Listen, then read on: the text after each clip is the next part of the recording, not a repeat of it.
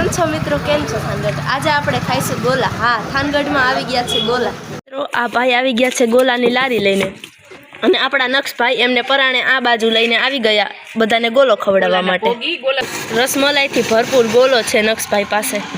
અહીંયા તો ગોલા ખાવા માટે ચાલુ થઈ ગઈ છે બાકાચીકી. પ્રિયલબેન કે હું ગોલો ખાઈશ, શીતલબેન કે ના નથી ખાવો.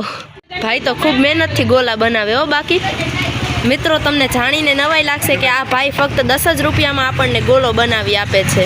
શીતલબેન આવી ગયા કલર સિલેક્ટ કરવા માટે, બીજા બહેનો પણ આવી ગયા છે ગોલો ખાવા માટે. ઓહો, આજે તો ગોલો ખાવો જ છે બધાને. પિયુબેને લીધો તો ચેરીવાળો ગોલો.